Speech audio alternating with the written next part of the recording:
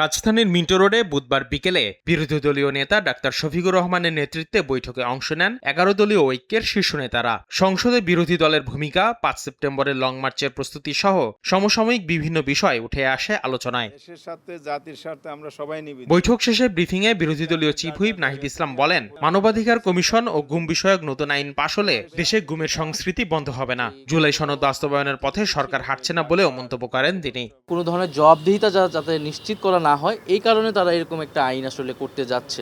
ফ্যাসিবাদী আমলের থেকেও একটা খারাপ আইন তারা আনার চেষ্টা করছে। জুলাই সনদ অক্ষরে অক্ষরে পালনের কথা বলে তারা সম্পূর্ণভাবে উল্টো পথে হাঁটছে। রেইনবো অ্যাক্রোপ্লাস্টে অ্যাক্রিলিক এমালশন থাকায় মুছে ফেলা যায় যে কোনো দাগ সহজেই। Rainbow paints, colour of joy. ৩০ আগস্ট আন্তর্জাতিক গুম প্রতিরোধ দিবসে জাতীয় সংসদ ভবন অভিমুখে পদযাত্রা কর্মসূচির ঘোষণা দেন ১১ দলীয় ঐক্যের সমন্বয়ক হামিদুর রহমান আজাদ। সংসদ অভিমুখী পদযাত্রা করা হবে এই সিদ্ধান্ত হয়েছে।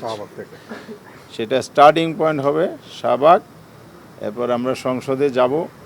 সেখানে পরিবারের পক্ষ থেকে সংসদের স্পিকারের কাছেও স্মারকলিপি প্রদান করা হবে। দ্বৈত নাগরিকত্ব ইস্যুতে পররাষ্ট্র প্রতিমন্ত্রী হুমায়ুন কবিরকে পর্যাপ্ত তথ্য উপস্থাপনের দাবি জানান ১১ দলীয় ঐক্যের নেতারা। এটা হলো সরকার পরিচালনায়। আসিফ মোহাম্মদ সিয়াম, সময় সংবাদ, ঢাকা।